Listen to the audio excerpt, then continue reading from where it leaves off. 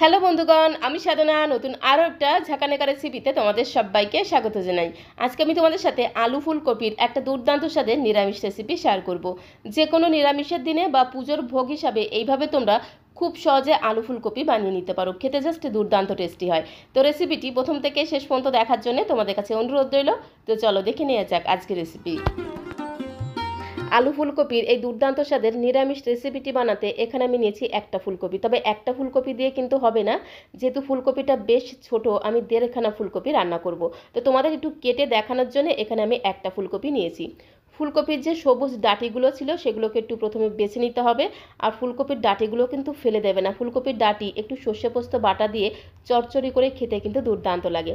তারপরে ফুলকপির যে ফুলগুলো আছে সেগুলোকে এইভাবে একটু বেছে নিতে হবে। খুব বেশি ছোট ছোট করব না, এরকম করে একটু বড় বড় রাখবো, কারণ এই সময়ের ফুলকপিগুলো কিন্তু একদম টাটকা টাটকা ফ্রেশ ফ্রেশ আর কচি কচি হয়। রান্না করার পরে কিন্তু একেবারেই গলে যায়। তারপরে দেখো আরও একটা ফুলকপি নিয়েছি, এখান থেকে আমি অর্ধেকটা পরিমাণে ফুলকপি নিয়ে নেব। তো ফুলকপিটাকে খুব সুন্দর করে কেটে নিয়েছি। তারপরে 3-4 বার খুব ভালো করে জল দিয়ে ধুয়ে নিতে হবে। ফুলকপির মধ্যে অনেক সময় ছোট ছোট পোকা থাকে, তো সেই পোকাগুলো যাতে খুব সহজে বেরিয়ে আসে বা মরে যায় তার জন্যে একটা পাত্রের মধ্যে আমি নিয়েছি ফুটন্ত গরম জল। অবশ্যই কিন্তু ফুটন্ত গরম জল নিতে হবে। তো এখন এই ফুটন্ত গরম জলের মধ্যে সামান্য পরিমাণে দিয়ে দিলাম একটু লবণ। তারপরে চামচ দিয়ে খুব সুন্দর করে একদম ঘোটানাটা করে লবণটাকে একটু গরম জলের সাথে মিশিয়ে নিতে হবে। তারপরে আগে থেকে কেটে রাখা ফুলকপির পিসগুলোকে এই ফুটন্ত গরম জলের মধ্যে দিয়ে জাস্ট 5-7 মিনিটের জন্য একটু রেখে দেবো। তো বন্ধুগণ, তোমরা চাইলে ফুলকপিগুলোকে জাস্ট 2 মিনিটের জন্য একটু কড়াইতে ভাপিয়েও নিতে পারো, তাতে কোনো সমস্যা নেই। আমি ফুলকপির পিসগুলোকে ফুটন্ত গরম জলের মধ্যে 5-7 মিনিট রেখে দিয়েছিলাম। তো 5-7 মিনিট হয়ে গেছে। 5-7 মিনিট পরে এই ফুলকপির পিসগুলোকে গরম জল থেকে খুব সুন্দর করে জল ছেঁকে ছেঁকে অন্য একটা পাত্রের মধ্যে তুলে নেব। সমস্ত ফুলকপির পিসগুলোকে জল থেকে খুব সুন্দর করে জল ছেঁকে ছেঁকে অন্য একটা পাত্রের মধ্যে তুলে নিয়েছি। তো এখন আমি রান্নাটা করে নেব, তার জন্য সরাসরি চলে আসলাম ওভেনের কাছে। গ্যাসের ফ্লেমটা অন করে দিয়ে একটা কড়াই বসিয়ে দিলাম। কড়াইটা যখন একটু গরম হয়ে যাবে, কড়াইয়ের মধ্যে আমি 3 থেকে 4 চামচ দিয়ে দিলাম সর্ষের তেল। এই সময় প্রথম থেকে তেলের পরিমাণটা একটু বেশি দিতে হবে। তেলটাকে খুব সুন্দর করে একদম ঘোটানাটা করে একটু কড়াইয়ের গায়ে লাগিয়ে নিতে হবে। তারপরে আমি প্রথমে ফুলকপিগুলোকে একটু ভেজে নেব। তো সমস্ত ফুলকপির পিসগুলোকে দিয়ে গ্যাসের ফ্লেমটা মিডিয়ামে রেখে ফুলকপিগুলোকে একদম লাল লাল করে ভেজে নেব। আর ফুলকপি যদি এইভাবে একটু লালচে করে ভেজে নেওয়া হয়, এই রান্নার স্বাদ আর গন্ধ দ্বিগুণ বেড়ে যাবে। ফুলকপিগুলোকে দেখো খুব সুন্দর করে একটু লালচে করে ভেজে নিয়েছি। এখন একটা পাত্রের মধ্যে আমি তুলে নেব। তো বন্ধুগণ, নিরামিষ আলু ফুলকপির তরকারি হয়তো তোমরা অনেক রকমভাবেই রান্না করে খেয়েছো, বাট আমার মতো করে এই পদ্ধতিতে একবার নিরামিষ আলু ফুলকপির তরকারি রান্না করে খেয়ে দেখতে পারো। সম্পূর্ণ নতুন পদ্ধতি, আর খেতে এতটাই টেস্টি হয়। একবার যদি এইভাবে আলু ফুলকপির তরকারি রান্না করো, তাহলে মনে হবে যেন বারবার শুধু এইভাবেই আলু ফুলকপির তরকারি রান্না করি। খেতে জাস্ট দুর্দান্ত হয়। যে কোনো নিরামিষের দিনে গরম গরম ভাতের সাথে আর কিচ্ছু লাগবে না, শুধু এই আলু ফুলকপির তরকারি দিয়েই কিন্তু সবটুকু ভাত নিমেষেই খাওয়া হয়ে যাবে। এদিকে দেখো ফুলকপিগুলোকে লালচে করে ভেজে একটা পাত্রের মধ্যে তুলে নিয়েছি। আর কড়াইতে যে তেলটা ছিল সেই অবশিষ্ট তেলের মধ্যে আমি আলু ভেজে নেব। এখানে দুটো মিডিয়াম সাইজের আলুকে আগে থেকে খোসা ছাড়িয়ে ঠিক এরকম করে একটু বড় বড় পিস করে কেটে নিয়েছিলাম। একটা আলুর মাঝখান থেকে 4 ফালি করে কেটে নিয়েছিলাম। তো আলু ভাজার সময় সামান্য পরিমাণে একটু লবণ দিয়ে আলুগুলোকে ভেজে নেব, তাহলে আলুটা ভাজতে ভাজতেই কিন্তু অনেকটাই নরম হয়ে যাবে। আলুগুলো ওইদিকে ভাজা হতে থাক, ততক্ষণে আমি একটা মশলা তৈরি করে নেব। তো মশলাটা তৈরি করার জন্য একটা ছোট্ট বাটি নিয়েছি। বাটির মধ্যে আমি 3 চামচ নিয়ে নিলাম টক দই। টক দইটাকে খুব সুন্দর করে একদম ঘোটানাটা করে প্রথমে একটু ফেটিয়ে নিতে হবে। তো টক দইটাকে দেখো চামচের সাহায্যে খুব সুন্দর করে ফেটিয়ে নিয়েছি। তো এখন আমি এই টক দইয়ের মধ্যে কিছু গুঁড়ো মশলা অ্যাড করে দেবো। তো প্রথমেই দিয়ে দিলাম 1/2 চামচ জিরের গুঁড়ো, সাথে দিয়ে দিলাম 1/2 চামচ ধনিয়া গুঁড়ো, আর খুব সুন্দর একটা রঙের জন্য দিয়ে দিলাম 1/2 চামচ কাশ্মীরি লাল লঙ্কার গুঁড়ো। এই কাশ্মীরি লাল লঙ্কার গুঁড়োতে কোনো রকম ঝাল হবে না, খুব সুন্দর একটা রং হবে। সাথে আমি পরিমাণ মতো দিয়ে দিলাম হলুদের গুঁড়ো। এবারে সমস্ত গুঁড়ো মশলাটা টক দইয়ের সাথে খুব সুন্দর করে একদম ঘোটানাটা করে একটু মিশিয়ে নিতে হবে। এইভাবে যদি গুঁড়ো মশলা একটু টক দই বা জলের সাথে মিশিয়ে 5-7 মিনিটের জন্য রেস্টে রেখে দেওয়া হয়, তাহলে এই গুঁড়ো মশলা থেকে পুরো একদম বাটা মশলার স্বাদ পাওয়া যায়, খুব সুন্দর টেস্ট হয়। তো দেখো সমস্ত গুঁড়ো মশলাটা টক দইয়ের সাথে খুব সুন্দর করে একদম ঘোটানাটা করে মিশিয়ে একটা সাইডে রেখে দেবো। তারপর আমি আর একটা মশলা বেটে নেব। তো মশলাটা তৈরি করার জন্য এখানে একটা ছোট্ট মিক্সিং জার নিয়েছি। মিক্সিং জারের মধ্যে আমি 10 থেকে 12টা দিয়ে দিলাম কাজু বাদাম, সাথে আমি 2 চামচ ভর্তি করে দিয়ে দেবো চার মগজ। এই চার মগজ যে কোনো বড় মুদিখানার দোকানে তোমরা পেয়ে যাবে। তো 2 চামচ ভর্তি করে চার মগজ দিয়ে দিলাম, সাথে একদমই সামান্য পরিমাণে জল দিয়ে মিক্সিং জারের ঢাকনাটা বন্ধ করে একদম মিহি করে পেস্ট করে নেব। তোমরা চাইলে কিন্তু এই চারমগজ আর কাজু বাদাম একটু উষ্ণ গরম জলের মধ্যে 5-7 মিনিট রেখে দিতে পারো, তাহলে বেশ সুন্দরভাবে নরম হয়ে যাবে, পেস্ট করে নিতে সুবিধা হবে। তো দেখো একদমই কিন্তু মিহি করে পেস্ট করে নিয়েছি। এদিকে দেখো আলুটাও কিন্তু ভাজা হয়ে গেছে। আলু ভাজার সময় সামান্য পরিমাণে লবণ দিয়েছিলাম, যার কারণে আলুটা ভাজতে ভাজতেই কিন্তু অনেকটাই নরম হয়ে গেছে। তো এইরকম করে আলুগুলোকে একটু লালচে করে ভেজে নিতে হবে, তাহলে খেতে দারুণ লাগবে। আলুগুলো ভেজে একটা পাত্রের মধ্যে আমি তুলে নিলাম। তারপরে ওই কড়াইতে আমি আরও 2 চামচ দিয়ে দিলাম সরষের তেল। তো তারপর আমি তেলের মধ্যে 1 চামচ ভর্তি করে দিয়ে দিলাম ঘি। যখন তেল আর ঘিটা খুব ভালো মতো গরম হয়ে যাবে, তখন আমি 1/2 চামচ দিয়ে দিলাম গোটা জিরে ফোড়ন, সাথে একটা শুকনো লঙ্কা ফোড়ন দিয়ে দিলাম। তারপরে দিয়ে দেবো গোটা গরম মশলা ফোড়ন। এখানে 2টো এলাচ, লবঙ্গ, দারচিনি আছে, সাথে একটা তেজপাতাকে মাঝখান থেকে একটু ঝাঁকানাকা করে ছিঁড়ে দিয়ে দিতে হবে। তারপরে গ্যাসের ফ্লেমটা মিডিয়াম টু লোতে রেখে খুব সুন্দর করে ঘোটানাটা করে ফোড়নটাকে একটু ভেজে নিতে হবে।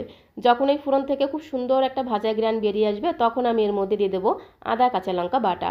এখানে আমি 1 ইঞ্চি মতো আদা, 3-4টে কাঁচা লঙ্কাকে একসাথে বেটে রেখেছিলাম। তো আদা কাঁচা লঙ্কা বাটা দিয়ে মিনিট খানেক সময় ধরে খুব সুন্দর করে একটু ঘোটানাটা করে ভেজে নিতে হবে।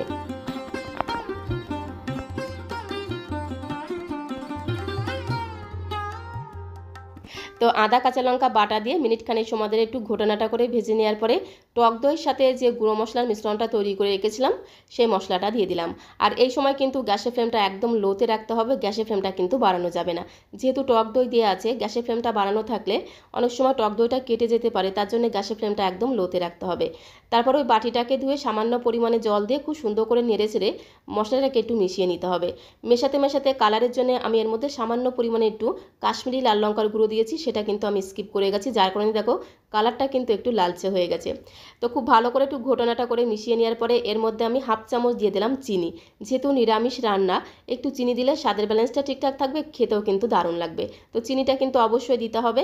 তারপরে গ্যাসের ফ্লেমটা একদমই লোতে রেখে খুব সুন্দর করে নেড়ে চেড়ে দেখো মশলাটাকে খুব ভালো করে কষিয়ে নিয়েছি। মশলা থেকে যখন তেল ছাড়তে শুরু করেছে, তখন আমি এর মধ্যে আগে থেকে ভেজে রাখা আলু ফুলকপি দিয়ে দিলাম। আলু ফুলকপি দিয়ে খুব ভালো করে নেড়ে চেড়ে মিশিয়ে নিতে হবে।